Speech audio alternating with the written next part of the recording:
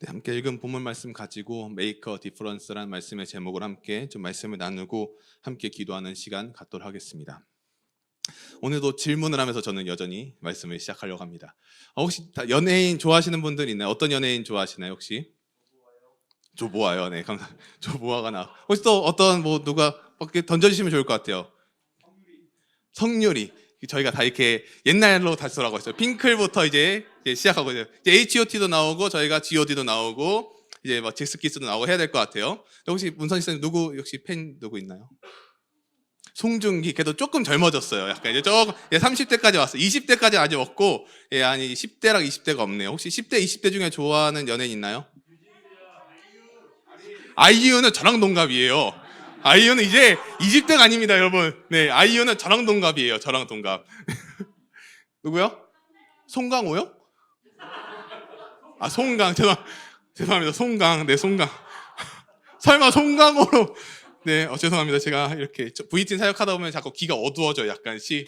그런 것 같은데. 아무튼 좋아하는 연예인들이 다 있잖아요. 이렇게 연예인들이 있어요. 그러면은 이 연예인들이 살아가는 삶들 보면은 그런 게 있죠. 연예인들이 어떻게 떴냐라는 걸 봤을 때는 여러 가지 이유들이 있겠고 오디션을 봐서도 그렇고 어떤 이유든 작품을 하든 노래를 부르든 무언가를 하면서 그게 대박이 나면 확 떠버리죠.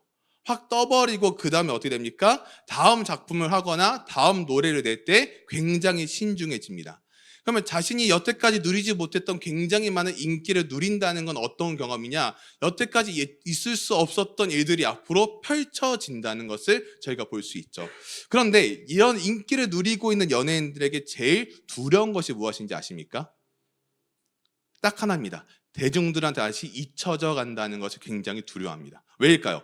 여태까지 내가 떠가지고 이만큼의 인기를 올려놨는데 다시 인기가 다시 사그라들어가지고 대중들한테 아무도 나를 알아봐주는 사람이 없다면, 그 전까지만 하더라도 막 알아봐주는 사람이 없으니까 편하게 나가도 아무도 안 알아봐주는데 이제는 어떻게 됩니까? 모자도 쓰고 막 선글라스에 마스크를 쓰고 나가도 사람들이 알아보면은 부담스럽지만 속으로는 좋을까요, 안 좋을까요? 좋겠죠. 나를 알아봐 준다는 거는 내가 방송에 나와서 내가 이렇게 하는 거에 대해 사람들이 알아봐 준다는 것은 굉장히 좋지 않을까라는 것을 생각을 하는데, 그러면서 제가 옛날에 정말 스크립트 해놨던 기사 중에 하나가 뭐였냐면 2010년도에 나왔던 기사였어요. 2010년도인데 그 당시에 유행했던 드라마 중에 하나가 뭐였냐면 선덕여왕이라는 드라마가 있었어요. 기억이 나실 수도 있을 법한 드라마인데 이 드라마에 나왔던 배우 중에 한 명이 김남길이라고 했던 배우였어요. 김남길. 아실 분은 아시겠죠? 이 배우가 이제 다 선덕여왕 드라마가 다 끝나고 스타덤에 올라있는 그 김남길 씨를 취재하는 기사였는데 이 내용이 뭐였냐면 이 질문이 이랬습니다. 인기를 실감하냐라는 이 질문에 무엇이라 대답했냐면은 촬영 중에는 인기를 실감할 기회가 없었다. 드라마가 끝나고 많은 분들이 사랑해 주시는 걸 알겠다. 하지만 안 보이면 잊혀진다는 걸 알기 때문에 들뜨거나 흔들리지 않는다. 굿세어라 금수나 연인 등 인기 드라마에 출연할 때 주목은 받았지만 계속되지는 않더라. 이 본인은 이런 상황을 아는 거예요. 아무리 드라마로 떴지만 이 드라마가 끝나고 한창 또 스타덤에 올랐지만 다시 이 인기가 언제 사그러질지는 모르지만, 그때가 언제인지 모르지만 언젠간 사그러진다는 것을 김남길 씨는 알고 이렇게 인터뷰를 했겠죠. 그러면서 오늘 본문에 들어가는데 오늘 본문에 나오는 굉장히 엄청난 인기 스타가 한 분 계셨죠. 누구였습니까? 예수님이었어요. 이 예수님의 삶과 인생을 보면은 마가복음뿐 아니라 이 사복음서의 내용을 전체를 보면 여태까지 엄청나게 많은 인기를 누렸던 분이 바로 예수님이었어요. 다른 분보다. 그런데 예수님은 이 사역을 하기 바로 이전에 어떠한 일이 있었는지 아시나요? 오늘 무리를 걸으신 예수님에 대한 말씀이지만 이 바로 앞에 어떠한 말씀인지 아시나요? 오병이어 사건이 나오는 본문입니다. 오병이어 사건은 마태, 마가, 누가, 요 사복음서에 모두 다 등장하는 말씀이 바로 요 오병이어 사건인데, 이 오병이어 사건에서 이제 막 12바구니나 가득 남을 정도로 많이 먹고도 남았지만 예수님께서는 어떻게 하셨습니까? 오늘 본문 45절 한번 볼까요? 45절 보면 이렇게 나와 있습니다. 제가 읽어드리겠습니다. 예수께서 즉시 제자들을 재촉하사 자기가 무리를 보내는 동안에 배 타고 앞서 건너편 벳세다로 가게 하시고, 여기서 봐야 될 포인트가 무엇이냐? 예수께서 즉시 누구를 재촉하셨다고요? 제자요. 왜 예수님께서는 왜 즉시 제자들을 재촉하셨을까요? 오병이어 사건에서 그 많은 사람들이 먹고 남을 정도로 엄청나게 많은 것을 보고도 예수님께서 바로 하신 행동이 바로 즉시 제자들을 재촉해서 떠났어요. 그 자리를 떠났다는 거죠. 그 이유는 무엇이냐? 재촉하셨다라는 의미는, 요 본문에서 말하는 의미는 강하게 요구하셨다요. 무엇을 강하게 요구하셨냐? 제자들이 빨리 이 자리에서 뜨는 걸 강하게 요구하신 가장 큰 이유는 제자들은 오병이어의 사건에 계속해서 머무르고 떠나고 싶지 않았던 그들의 인간적인 마음이 있었기 때문이에요. 왜일까요? 거기서 정말 엄청나게 많은 인기를 누렸고 예수님 덕분에 본인들까지도 이 모든 인기를 누렸는데 예수님은 빨리 떠나자고 하시는 거예요. 본인들은 조금 더 남아서 조금 더 이 자리를 누리고 싶은데 예수님은 그런 상황을 원치 않으셨다는 것이죠. 예수님은 분명한 목적을 가지고 계셨어요. 어떠한 목적이냐? 먹을 것을 줌으로써 배부르게 하기 위해서 오신 분이 아니라 복음이라는 것을 선포하기 위해 오신 분이 누구라고요? 예수 그리스도이기 때문이에요. 오병이어 사건을 보고 그 자리에 남고 싶었던 것이 아니라 예수님은 그 다음 사역 그리고 분명한 목적이 있었기 때문에 가능했다는 것이죠. 예수님의 삶은 하나님의 뜻을 이루기 위해서 끊임없이 전진한다는 사실, 이 말씀을 믿으십니까? 이 사실을 우리가 기억을 하면서 오늘 본문을 쭉 볼 텐데 예수님의 지상사역에서는요 단 한 번도 헛되이 시간을 보낸 적이 없었어요. 그리고 어떻게 했냐? 최선을 다해 사역을 하신 모든 결과물이 이 성경 말씀에 고스란히 담겨 있다는 사실이죠.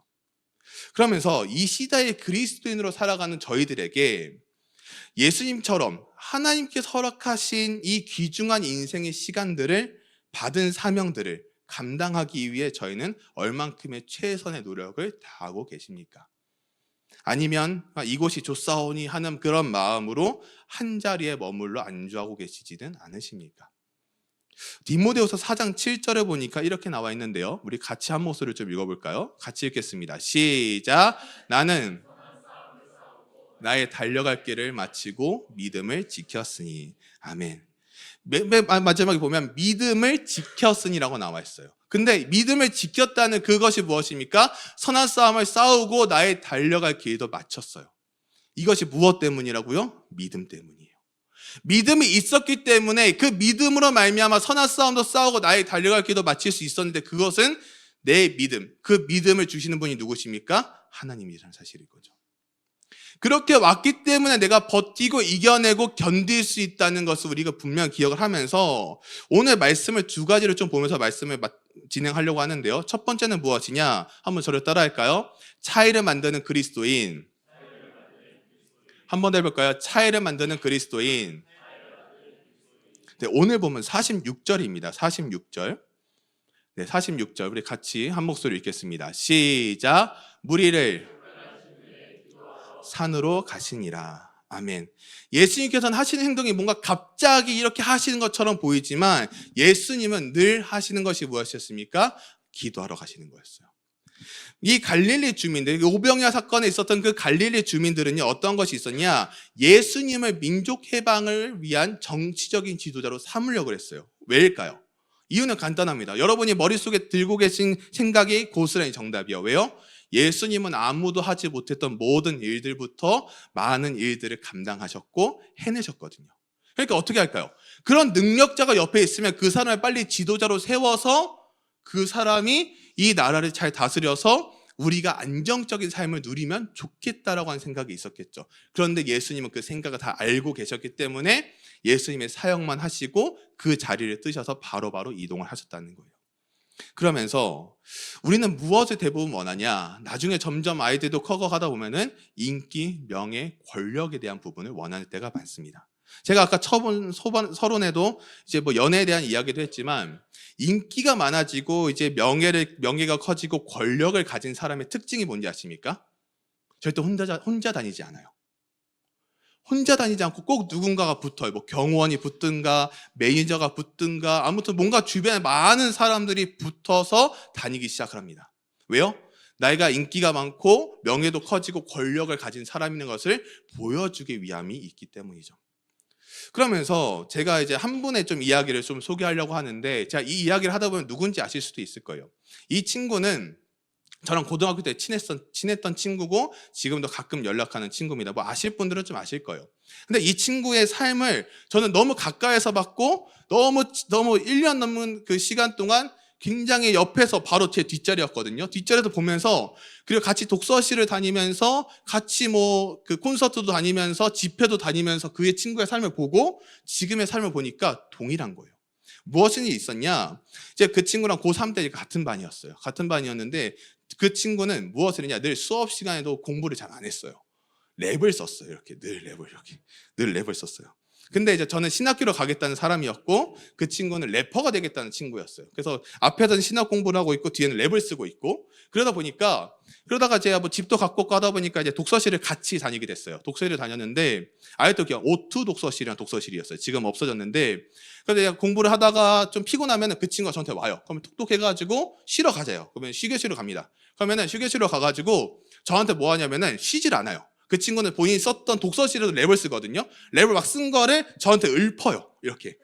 그러면 이거는 성경에 무슨 말씀을 가지고 이렇게 랩을 썼어. 라고 하면서 저한테 막 해요. 그럼 사실 제가 뭐 랩을 얼마나 알겠어요, 사실은. 그래서 야, 너무 좋다. 너무 좋다. 이러면서 했던 행동이 하나 있어요. 무엇이었냐면 정말 요만한 수첩이었는데 그 수첩이 정말 요렇게 두꺼워졌어요. 얼마나 글씨를 많이 썼으면 뒤집고 이랬으면은 그러면 그걸 어떻게 했냐? 본인이 오늘 썼던 랩 있는 부분을 놓고 그 위에 그 친구의 손을 얹고 제가 손을 잡고 기도를 했어요. 하나님, 사실 둘이서 뭐 하는지 모르겠어요. 사실 독서실에 뭐 하는지 모르겠어요. 하나님, 이 랩이 저희는 잘 모르지만 하나님이 보시기에 정말 선한 곳에 사용되기를 원합니다. 하면서 거의 매번 그랬어요. 정말 매일같이 그 친구가 정말 똑똑똑 야 쉬자 이러면 가가지고 또 랩을 저한테 막 읊어요. 지금 시중에서 이렇게 여러분들이 듣고 있는 그 음원들 중에서 몇 곡이 있을 거예요. 사실 제가 기억은 정확하게 나지가 않아요. 근데 그 친구의 삶을 보고 그렇게 하면서 저한테 뭐라 그랬냐면 저는 이제 목사가 될 거라니까 리목사라고 했어요. 이승우 쓴데 리목사 이러고 북한 사람처럼 그러고 저는 그 친구가 누구냐면 BY라는 친구였어요. 넌 BY, 저는 리목사 이래가지고 둘이 이렇게 우리 꼭 꿈을 이루자 라는 그 각오를 가지고 같이 또 기도를 했어요. 그리고 그 친구가 어디에서 우승을 했는지 아세요? 슈비너머니에 나와서 우승을 했어요. 그러면서 수상소감을 말하고 여러 가지 대화를 하거나 이렇게 말할 때 꼭 성경을 읽기도 하고 자신의 이야기를 하기도 해요. 저는 그 친구를 사는 사람들은 뭐 이상하게 볼 수도 있겠지만 정말 가까운 사이로서 그 친구의 삶을 보니까 본인이 원했던 것이 무엇이었냐? 똑같은 래퍼가 되는 것이 아니라 하나님의 말씀이 담긴 랩을 세상 사람들에게 전해주고 싶다라는 것이 어린 시절부터의 본인의 목표가 있었어요. 그 꿈을 본인은 이루겠다고 분명히 다짐했고 같이 기도했어요. 그래가지고 같이 기도하고 정말 진짜 많이 기도했어요. 막 무슨 기도했는지도 모르겠어요. 사실 그때 무슨 배짱으로 그렇게 기도했는지도 모르겠어요. 근데 저는 그 기도를 하나님께서 들으셨고 응답하셨고 지금의 BY라고 하는 사람이 나오지 않았나? 라는 생각을 정말 많이 합니다. 그러면서 저는 이것이 오늘 첫 번째 봤던 차이를 만드는 그리스도인이라고 생각합니다. 무슨 말인지 아세요? 차이를 만드는 그리스도인은 세상과 동일한 사람으로 또 한 명의 사람이 있는 것이 아니라 내가 하고 있는 무언가에서 내가 하고 있는 음악에서 세상 사람들과 다른 이 하나님의 말씀을 전할 수 있는 것이 무엇인가를 끊임없이 고민하면서 기도하면서 만들어낸 결과물. 그 친구의 삶은요, 사실 쇼비너머니 나와서 우승하기까지 그렇게 오랜 시간 걸리지 않았어요. 몇 년도 안 됐어요. 근데 그 많은 사람들이 출연한 쇼비너머니에서 우승을 했던 모습. 본인의 꿈이 무엇이냐? 11조를 1억 하는 게 꿈이었대요. 결국 이뤘어요, 그걸 이뤘어요. 그래서 보면서 그 1억 했다는 그런 게 대단한 게 아니라 본인의 목적과 목표가 분명한 그 결과, 그리고 본인이 그걸 가지고 계속 기도했던 결과. 우리는 그렇게 생각할 수 있죠. 그러니까 잘된 케이스만 얘기하니까 그렇지라고 생각할 수 있지만 그 친구의 삶은 더 말할 수 없지만 지금 보여지는 모습과는 정반대의 모습의 삶을 살았었어요. 그리고 지금 결혼해서 애도 낳았거든요. 그러면 저는 이제 사람들이 그러면 어떻게 결혼했는지 알아요라고 가끔 물어봐요. 그러면 저는 그 친구가 어떻게 그 여자를 만난지 다 알아요. 저는 모든 시나리오를 다 알고 있습니다. 근데 그 만나는 과정과 모든 것에 있어서 뭐였냐? 같이 기도했어요. 맨날 독서실에서 맨날 기도했어요. 그러면서 지금까지의 결과를 저희가 볼 수 있다는 거죠. 차이를 만드는 그리스도는 무엇일까요? 다른 것이 아니었어요. 예수님처럼 인기, 명예, 권력에 관심 없으신 분인 것처럼 나의 목적은 세계에서 제일 유명한 래퍼가 돼서 누구처럼 래퍼가 돼서 어느 것 같은 래퍼가 돼서 세상을 흔들 거야가 아니라 하나님의 말씀을 가지고 랩을 전할 수 있는 복음의 선교사가 되겠다는 것이 본인의 분명한 목표였어요. 그리고 그 꿈을 이루어가고 있죠. 그러면서 오늘 본문 말씀을 볼까요? 48절 말씀입니다. 48절. 우리 48절 한 목소리를 같이 읽겠습니다. 시작. 바람이 밤 사경쯤에 바다 위로 걸어서 그들에게 오사 지나가려고 하시매. 이 강한 바람으로 지금 제자들이 어떻게 하면 노를 젓는 것도 힘겹을 정도로 지금 어려움에 처해 있다는 거예요. 차이를 만드는 그리스도인에게도 이런 어려움들이 분명히 찾아와요. 찾아오고 밤 사경쯤이라는 것은 몇 시를 말하냐? 새벽 3시에서 6시를 의미합니다. 그러면 새벽 3시에서 6시, 즉 이들이 지금 몇 시부터 시달렸냐? 대략 저녁 9시부터 이 강풍에 지금 힘들어하고 있던 거예요. 두려워하고 있던 거죠. 그러면 굉장히 지금 오랜 시간, 9시간 정도의 시간을 지금 두려움에 떨면서 버티고 있는 이 제자들. 근데 예수님은 지금 어디 가셨죠? 기도하러 산에 올라가셨어요. 예수님 바로 옆에 계셨으면 이 어려움도 바로 한번 해결되었을 텐데 예수님께서는 왜 기도하러 가셨는지 모르겠지만 제자들은 지금 두려움에 떨고 있죠. 근데 왜 예수님은 그들을 구하러 가지 않으셨을까요? 왜 예수님은 그들을 그냥 그렇게 두려움에 떨게 두셨을까요?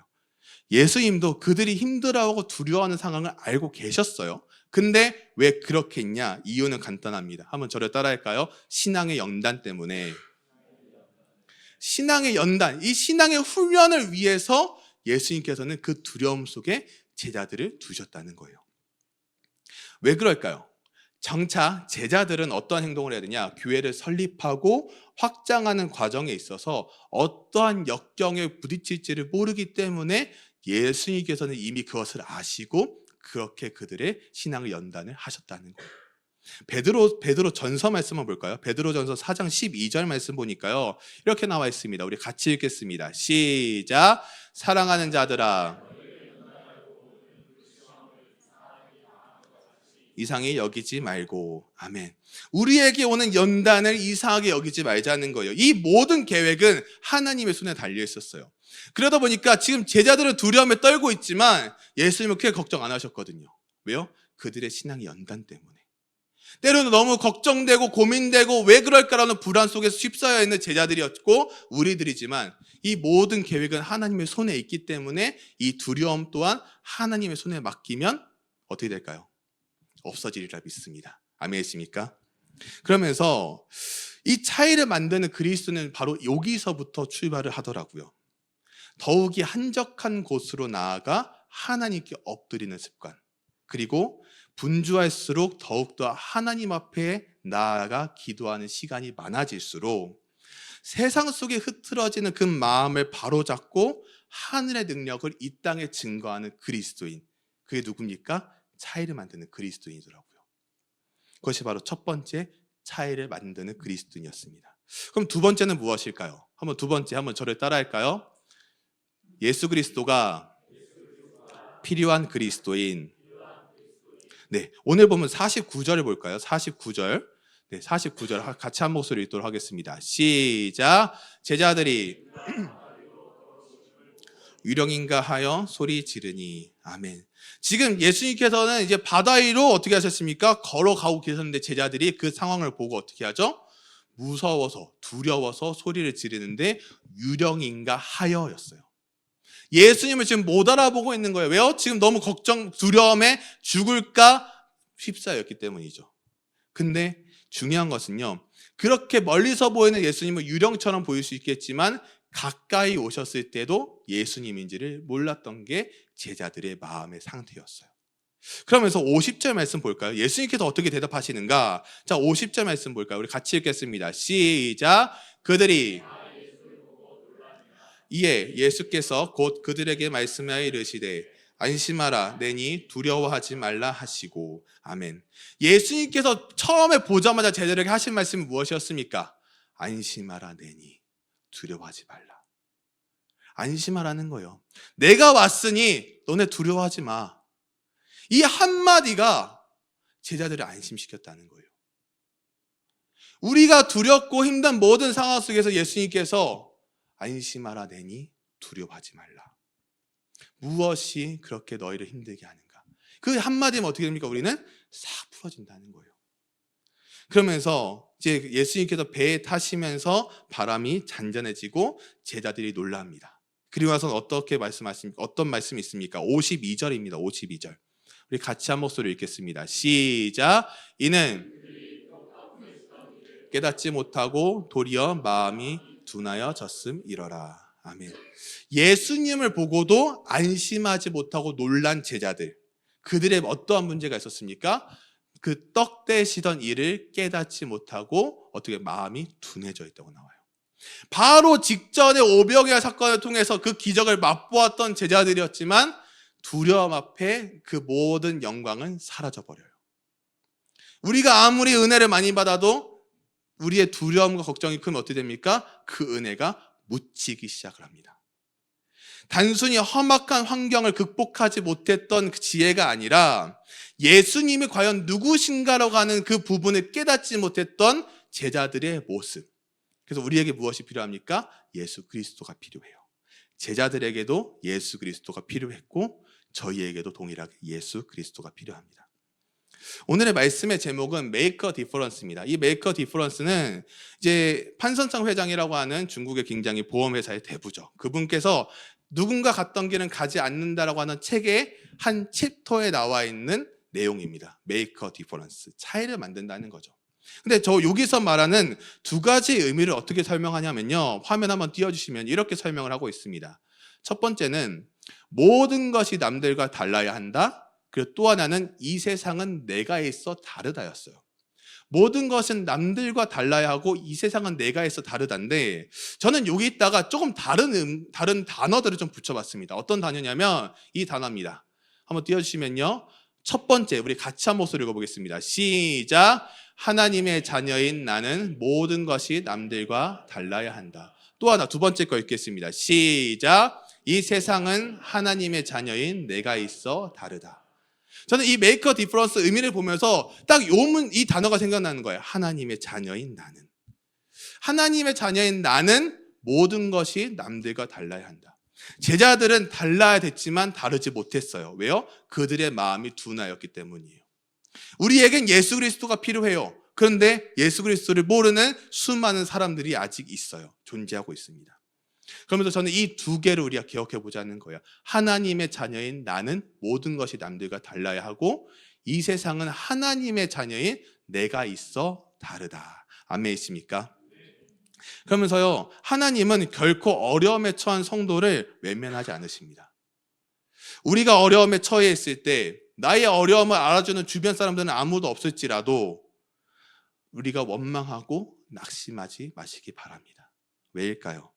세상 모든 사람은 우리의 형편을 몰라줄지라도 하나님은 언제나 우리의 형편을 아실 뿐 아니라 어떠한 방법을 동원해서라도 우리를 돕기를 원하시는 분이 누구십니까? 하나님이세요.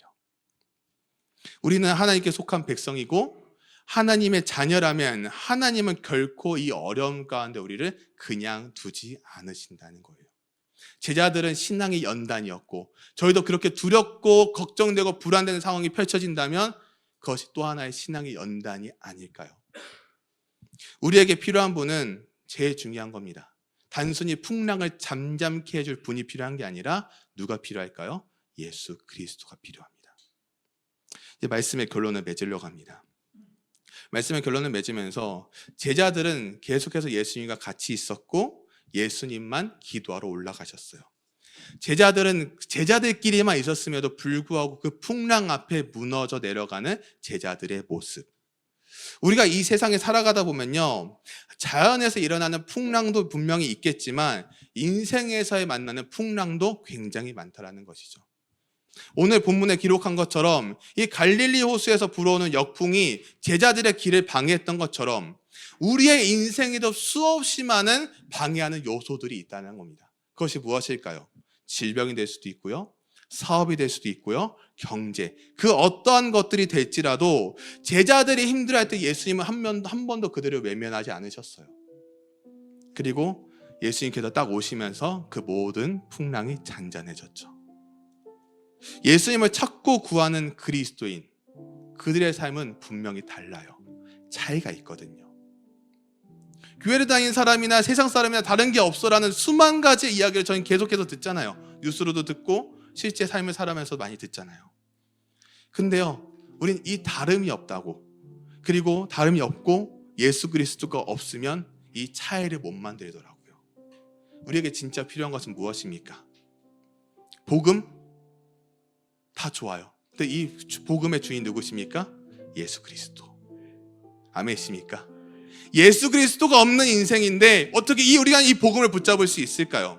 많은 사람들이 생각을 해요. 신앙은요, 여러분, 공동체에 있을 때는 내가 너무 잘되는 것 같아요. 이 공동체에 있을 때는 이 신앙생활이 너무 문제없는 것 같아요. 근데 진짜 신앙생활은 언제 시작인지 아십니까? 혼자 있을 때더라고요. 혼자 있을 때 우리가 이렇게 울면서 기도하지 않고 울면서 찬양하지 않는다는 거예요. 저는요, 이상하게 들릴 수 있지만 운전하면서 찬양을 계속 들어요. 뭐 먼 길 갈 때도 찬양 듣고 막 설교도 듣는데 하다가 저도 모르게 울어요. 제가 진짜 평소에 어떠한 축하를 받아도 안 울거든요. 근데 저는 기도하거나 찬양하면 울어요. 그냥 계속 울어요. 제가 딱 하나 이야기만 하고 마무리 지으려고 하는데 10년 전의 일이었어요. 10년. 2014년 1월의 일이었어요. 제가 이제 그 단체, 선교단체, 그 청소년 캠프라고 하는 청소년 단체에서 스텝을 좀 했었어요. 스텝을 했는데 그 캠프의 특징은 2박 3일의 캠프 중에 1박 2일의 시간 동안 제가 한 10명 정도의 청소년들을 케어하는 거예요. 그래서 선생님들과 사역자분들은 조금 쉬시고 저희가 이 아이들을 맡아서 책임지겠습니다라는 이유로 교육을 한 3달 정도 받고 이제 10명 정도, 많으면 12명 정도 아이를 케어를 합니다. 근데 이제 저 14년 1월이니까 추운 겨울이었어요. 막 캠프를 진행하고 이제 아이들이 막 입장을 해요. 교회별로 입장하다 보니까 다 다르게 입장을 합니다. 그래서 막 축복하면서 노래를 부르면서 막 축복을 하고 축하를 하는데 한 여자친구가 들어왔어요. 여자학생이 들어왔는데 키가 한 그 당시 기억하기로 한 170이 훨씬 넘었어요. 175 정도 됐고, 근데 화장이 굉장히 어설펐어요. 일단은 너무 다 진했는데 화장도 어설프고 뭔가 느끼는 딱 느낌이 뭐였냐면 이 친구는 10대가 아닌 것 같은 거예요. 그래서 제가 이름을 물어보고 혹시 몇 살이니 물어보니까 20살이라는 거예요. 올해 20살, 그 당시 20살이 된 거예요. 그래가지고 이제 앉아서 예배를, 오프닝 예배를 다 드리고 조별 모임 하려고 일어나려고 딱 일어났는데 그 친구의 옷에서 떨어진 게 하나가 있었어요. 무엇인지 아십니까? 담배였어요. 담배 꽉이 딱 떨어진 거예요. 그래서 제가 그것을 아무 말 하지 않고 주워줬어요. 그리고 뭐 전 더 이상 말을 하지 않았어요. 그리고 첫째 날이 마무리되고 저녁 집회가 시작을 하고 기도 시간이 막 됐어요. 그럼 사실 그 당시 그 캠프 때는요, 어떤 기도하냐면은 다른 기도보다는 제가 맡은 청소년들을 위해서 계속 기도를 해요. 한 명 한 명 이름을 부르면서 기도를 해요. 근데 제 머릿속에는 자꾸 그 친구밖에 생각이 안 나는 거예요. 계속 제 머릿속에는. 그래서 근데 그 기도하면서도 어떠한 마음이 들었냐? 어차피 하루만 보고 갈 친구인데 이틀만 보고 내가 뭐 하겠냐? 그냥 보내주지 뭐. 또 한편의 마음으로는 그래도 내가 신학을 한다고는 신학생인데, 목회를 하겠다고는 신학생인데 저렇게 그냥 보내는 게 맞는 걸까? 라고 하는 계속 갈등이 있으면서 기도를 하게 되더라고요. 무엇을 해야 될까? 괜히 잘못 말했다가는 괜히 또 이상한 분위기만 되고 교회에서 해코지 당하면 어떡하지? 이런 걱정, 불안이 굉장히 컸어요. 한편으로는 그래도 내가 이 친구를 위해서 한마디라도 좋은 말을, 겉면까지는 아니더라도 이 친구를 향한 축복의 말이라도 한번 해주면 그게 또 터닝 포인트가 되지 않을까? 나는 계속 기도가 드는 거예요. 그래서 계속 울었어요. 근데 그 다음날 둘째 날이 됐어요. 오전 예배가 드리고 오후에 점심을 먹고 이제 오후에 게임하는 막 시간이 있는데 앞에 주가 게임을 하면은 저희는 좀 대기하는 시간이 있어요. 근데 제 안에 어떤 마음일까요? 게임에 집중이 안 되는 거예요. 계속 기도밖에 안 되는 거예요. 그래서 한참 고민을 했어요. 그러다가 안 되겠다, 말해야 되겠다. 그래서 제가 그 친구를 불렀어요. 게임 대기하면서 다들 이렇게 좀 쉬니까 혹시 선생님이 딱 한마디만 해도 될까? 하고 싶은 말이 있는데 꼭 이거 하고 싶어서 그래. 그러니까 뭔데요? 그러니까 너가 이번 캠프를 통해서 너가 하고 있는 술과 담배를 끊었으면 좋겠어. 그리고 너가 진짜 잘 끊고 잘 결단이 돼서 정말 다 끊어버리고 자유해지려면 너가 20살이 됐기 때문에 나는 제안을 해. 네가 이번 여름에 이 캠프에서 스텝으로 섬겼으면 좋겠어. 말했어요, 그냥. 근데 사실 한마디 하면 사실은 그냥 그 친구도 네 하고 끝나더라고요. 그래서 저는 한편으로 속이 후련했어요. 근데 한편으로는 진짜 할까? 라는 걱정이 또 있었어요. 근데 그때까지만 해도 이 걱정을 하나님께 못 맡겼던 것 같아요. 그리고 제가 시간이 흘렀어요. 저도 시간이 안 되다 보니까 캠프도 못 가고 하는데 1년 정도 지난 후에 그 친구한테 페이스북 메시지가 날라왔어요. 그리고 그 친구의 그렇게 답장이 왔어요. 선생님 안녕하세요. 저는 그때 선생님의 조에 속했던 누구였습니다. 선생님의 한마디가 저를 바꿨어요. 그냥 다 끊어버렸어요. 그리고 그때 이후로 사실 생각이 많이 났어요. 그래서 가끔씩 하긴 했는데 그 선생님의 한마디가 계속 머릿속에 맴돌더라고요. 그러면서 다 끊어버렸어요. 그리고 선생님이 이야기한 것처럼 저 캠프의 스텝으로 참여했어요. 근데 계속 그게 생각나는 거예요. 오늘 말씀을 준비하는데 누군가는 그 한마디에 상처를 받을 수가 있어요.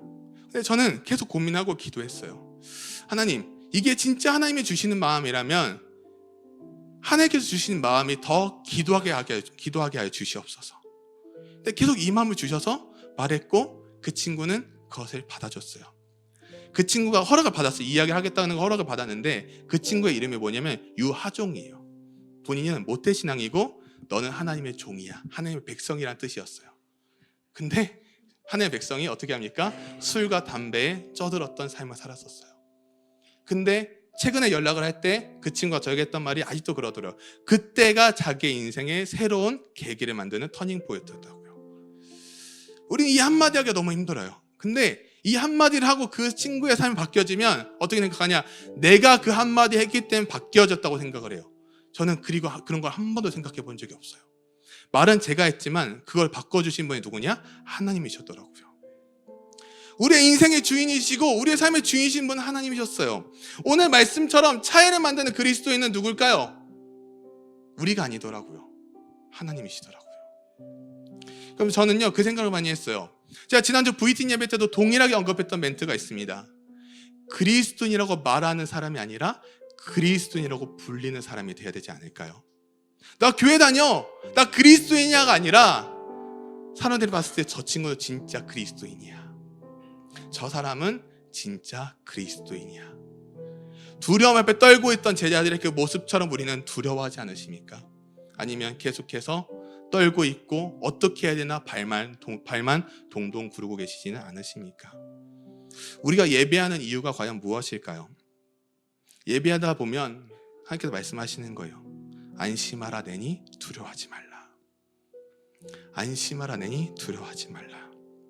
이 하나님의 말씀 하나하나가 우리의 삶의 변화가 되고 그 출발점이 되고 그렇게 내가 걸어갈 때 삶이 되고 내가 걸어갈 때 그곳에서 역사가 일어난다는 사실입니다. 그 출발, 그 시작이 여러분이 되기를 주님의 이름으로 축원합니다. 아멘이십니까? 저 함께 좀 찬양했으면 좋겠습니다. 설교 찬양을 많이 고민했어요. 근데 이 찬양이 문득 떠오르더라고요. 성령이 오셨네. 가사가 이렇게 나와 있어요. 허무한 시절 지날 때 깊은 한숨 내쉴 때 그런 풍경 보시며 탄식하는 분이 있네. 그와 같이 너희를 버려두지 않으리 내가 너희와 영원히 함께하리라. 아멘이십니까? 우리 같이 자리에 일어나셔서 우리 함께 고백하며 나아갈까요?